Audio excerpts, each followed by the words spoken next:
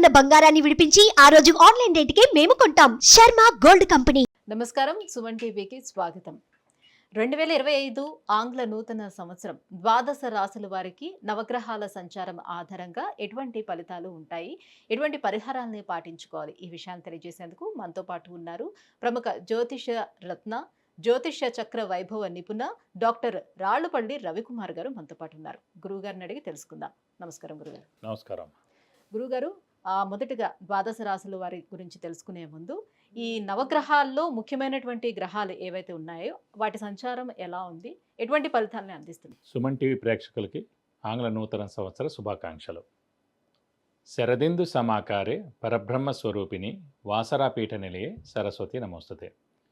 ఇది మనం new year గురించే చెప్పుకుంటాం. న్యూ ఇయర్ అంటే మనకి జనవరి 1, 2025 నుంచి డిసెంబర్ దాకా అనుకోండి. సో ఇదే ఉగాది ఫలితాలు కాదండి. సో ప్రేక్షకులు మీరు కూడా తెలుసుకోండి, ఎందుకంటే మనకి ఉగాది వచ్చేది ఇంకా చాలా టైం ఉంది, మనకి ఏప్రిల్ నుంచి అనుకోండి. సో ఉగాది ఫలితాలు మళ్ళీ మనం చెప్పుకుందాం. ఇందాక చాలామంది ప్రేక్షకుల కోరికపై న్యూ ఇయర్గా ఎలా ఉంటుంది ఈ ఏడాది అంతా అనేది చెప్పుకుందాం.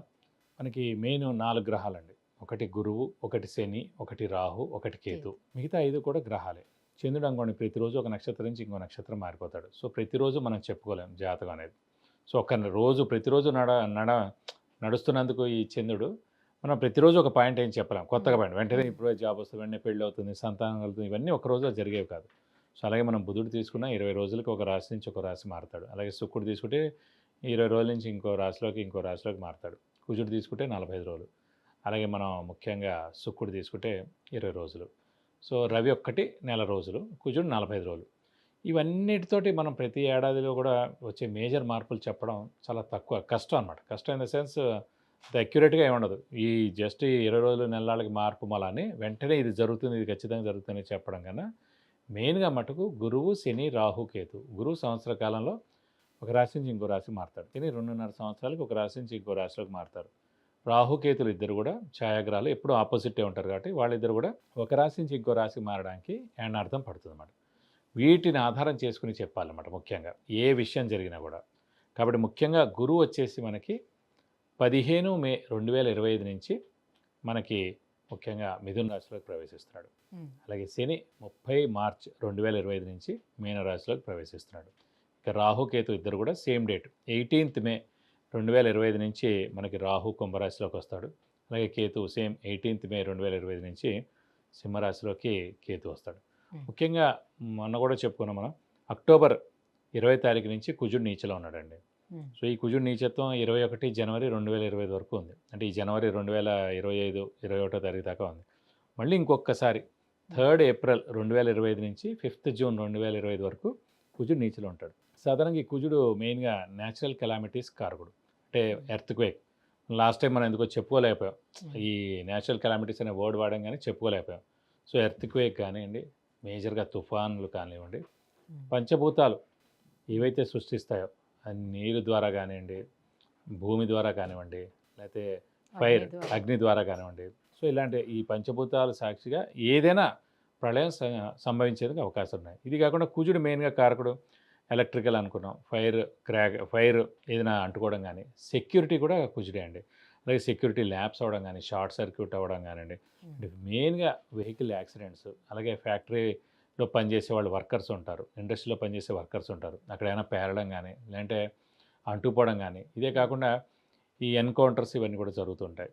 ఇలాంటి చోట్ల కూడా అనవసరంగా మన పోలీసులు కూడా కొంతమంది చనిపోవడం జరుగుతుంది, అలాగే ఆర్మీ వాళ్ళు కూడా కొంతమంది చనిపోవడం జరుగుతుంది. కాబట్టి మనకి జూన్ 5వ తారీఖు దాకా ఇలాంటివన్నీ ఉన్నాయండి. ఏప్రిల్ నుంచి జూన్, ఏప్రిల్ ముఖ్యంగా ఏంటంటే జనవరి 21వ తారీఖు దాకా ఉంది. ఆల్రెడీ మనకి 21 అక్టోబర్ నుంచి స్టార్ట్ అయింది 2024 నుంచి జనవరి 21, 2025 వరకు ఉంది. ఇది కాకుండా 3rd ఏప్రిల్ 2025 నుంచి 5th జూన్ 2025 వరకు కూడా కుజుడు నీచలో ఉంటాడు. మళ్ళీ ఇది దాటిపోతే ఇంకా ఎలాంటి ఇబ్బందులు ఉండమాట. ఇవ్వండి ముఖ్యంగా మెయిన్గా రాహు, కేతు, గురు, శని మనకి ఎక్కడెక్కడ సంచరిస్తారో మెయిన్గా ఈ 2025 సంవత్సరంలో ఇలా ఉంటుంది. గురుగారు, 2025 ఈ ఆంగ్ల సంవత్సరం వృశ్చిక రాశి వారికి గ్రహాల అనుగ్రహం ఎలా ఉంది? ఏ గ్రహాలు ఎటువంటి ఫలితాలను అందిస్తున్నాయి? తప్పకుండా అండి. వృశ్చిక రాశి అనగానే మనకి విశాఖ 4వ పాదం, అనురాధ 1, 2, 3, 4 పాదాలు, జ్యేష్ఠ 1, 2, 3, 4 పాదాలు, ఈ నక్షత్రాల సమూహంతో మనకి వృశ్చిక రాశిలోకి వస్తుంది. వీళ్ళకి 15th మే 2025 వరకు గురుబలం పరిపూర్ణంగా ఉంది. ఎందుకంటే సప్తమ స్థానంలో చాలా బాగుంటాడు గురువు కాబట్టి. అలాగే అర్ధాష్టమ శని ప్రస్తుతం మనకి 30th మార్చ్ దాకా ఉంది. సో 30 మార్చ్ తోటి అర్ధాష్టమ శని వెళ్ళిపోతుంది ముందుగా.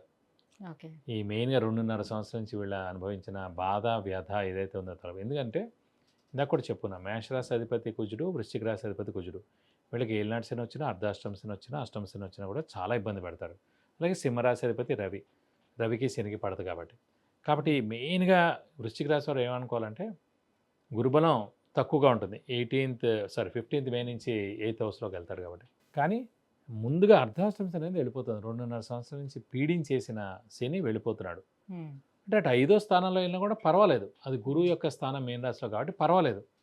అర్ధాష్టమం అనేది స్వస్థానమైనా కూడా శనికి చాలా నష్టం చేకూర్చాడు, అది అర్ధాష్టమ శని అయింది కాబట్టి. 5th వెళ్ళినా కూడా శని పర్వాలేదు. కానీ ముఖ్యంగా మటుకు అర్ధాష్టమ శని వెళ్ళిపోయింది అనేది మటుకు వీళ్ళు ఆనందించదగ్గ పరిణామం అని చెప్పుకోవాలి. కానీ గురువు అష్టమ స్థానంకి గురువు అష్టమ స్థానంలో ఉన్నందుకు ఏంటంటే మిశ్రమ ఫలితాలు ఇస్తాడు. ఏ పనైనా సరే 2-3 సార్లు వెళ్తే కానీ జరగకపోవడం, 50% పనులు జరగడం, శ్రమ కాలం ధనం వ్యర్థం అవడం, అవసరానికి డబ్బులు సమకూరకపోవడం, రావాల్సిన బాకీలు వసూలు అవ్వడం, షూరిటీస్ పెట్టకండి, మధ్యవర్తితో వహించకండి, స్పెక్యులేషన్ జోలికి వెళ్ళకండి, వ్యాపారస్తులకి గడ్డు కాలం అని చెప్పాలి, కొత్త వ్యాపారం స్టార్ట్ చేయకండి, ఎక్స్పాన్షన్కి వెళ్ళకండి. ఆరోగ్య విషయంలో కూడా ఆరోగ్యం మటుకు బాగానే ఉంటుంది. అర్ధాష్టమ శనిలో ఆరోగ్యం ప్రాబ్లమ్స్ రావచ్చు, కానీ పంచమంలో శని ఉన్నాడు కాబట్టి ఆరోగ్యం మటుకు ఇంట్లో పెద్దవాళ్ళు, చిన్నపిల్లలు, మీకు మీ వృశ్చిక రాశి వారందరూ కూడా ఆరోగ్యం బాగుంటుంది ఈ సంవత్సరం అంతా కూడా అని చెప్పుకోవచ్చు. కానీ రాహుకేతుల ప్లేసింగ్ కూడా 4th, 10th అంటే 4th and 10th ఉంది, అయినా కూడా పర్వాలేదు, అంత మేజర్ ఇదేం కాదు, పర్వాలేదండి. చతుర్థ దశమంలో ఉన్నారు కాబట్టి పర్వాలేదు, అంత నష్టము లేదు, అంత హెల్పింగ్ లేదు, మీడియంగా ఉన్నట్టు. అయితే ఈ సంవత్సరం మొత్తం మీద వీళ్ళకి కాస్త మిశ్రమం. ఒడిదుడుకులు ఉంటాయి. కొన్ని ఒడిదుడుకుంటాయి, కానీ మిశ్రమంగా ఉంటుంది. లాస్ట్ ఏడాది గురుబలం చాలా బాగుంది, కానీ ఉపయోగం ఉందండి, అర్ధాష్టమ శని అలాగే నడుస్తుంది.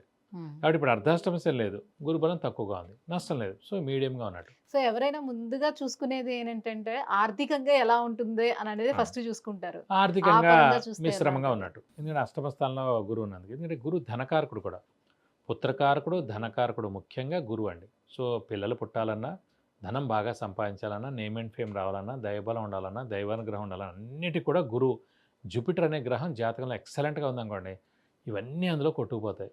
అదొక్కటి బాగాలేదనుకోండి, సో ఎంత పెద్దవాడైనా మామూలుగా ఉంటారు. మరి విద్యార్థులకు ఎలా ఉండబోతుంది గురుగారు? విద్యార్థులకి మటుకు అష్టమ స్థానంలో గురువు ఉన్నందుకు ఏంటంటే, ఇది ఒక్క విషయం మటుకు అష్టమంలో గురువు ఉంటే తల్లిదండ్రులు దూరంగా ఉండి చదువుకోవడం. తల్లిదండ్రులకు దూరంగా ఉండి ఎప్పుడు చదువుకుంటారు? మంచి ర్యాంక్ కానీ మంచి సీట్ కానీ వస్తేనే కదా తల్లిదండ్రులు దూరంగా వెళ్ళి చదువుకుంటారు. కాబట్టి ఖచ్చితంగా ఈ సెట్స్ ఏవైతే ఉన్నాయో, ఎంసెట్ కానివ్వండి, ఇవన్నీ ఏవైనా సరే, నీట్ కానివ్వండి, ఏదైనా సివిల్స్ కానివ్వండి, ఏదైనా సరే వీళ్ళు బాగా కష్టపడితే కనుక మంచి ర్యాంక్ సాధిస్తారు. అలాగే మంచి యూనివర్సిటీలో సీట్ సంపాదిస్తారు, ఖచ్చితంగా అక్కడికి వెళ్తారు, చేంజ్ ఆఫ్ ప్లేస్ కూడా ఉంటుంది. సో విద్యార్థులకు కూడా సువర్ణావకాశం అని చెప్పుకోవచ్చు. ఇంకా ఎటువంటి పరిహారాలను పాటించుకోవాలి మరి వీళ్ళు మటుకు ప్రస్తుతం గురుబలమే తక్కువగా ఉంది కాబట్టి ఈ సంవత్సర కాలం కూడా ప్రతి గురువారం ఉపవాసం ఉండడం, అలాగే దత్తాత్రేయ స్వామిని ఎక్కువగా పూజించడం, ప్రతిరోజు దత్తాత్రేయ స్వామి అష్టోత్తరం చదువుకోవడం, అలాగే వీలైతే కనుక గురువుకి 16,000 సార్లు జపం చేయించి శనగపప్పు కేజీంపో ఒక ఎల్లో లుంగి 1000 రూపాయల వర్త్ గోల్డ్ ఐటమ్ దానం ఇస్తే కనుక గురువు యొక్క దోషాలు ఏమైనా తొలగిపోయి అన్ని విధాలా మీకు మంచి చేకూరుతుంది. విద్య, ఉద్యోగం, వివాహం, వ్యాపారం, విదేశీయానం, ఆరోగ్యం, ఐశ్వర్యం, గృహం వీటన్నిటి గురించి తెలుసుకోవాలంటే కింద స్క్రోల్ అవుతున్నటువంటి నెంబర్లకి కాల్ చేయడం, లేదంటే మెసేజ్ చేసి గురువుగారి యొక్క అపాయింట్మెంట్ పొందొచ్చు. గురుగారు 2025 ఆంగ్ల సంవత్సరము వృశ్చిక రాశి వారికి ఎలా ఉండబోతుంది, ఎలాంటి పరిహారాలను పాటించాలి, విషయాలు తెలియజేసినందుకు ధన్యవాదాలు. నమస్కారం.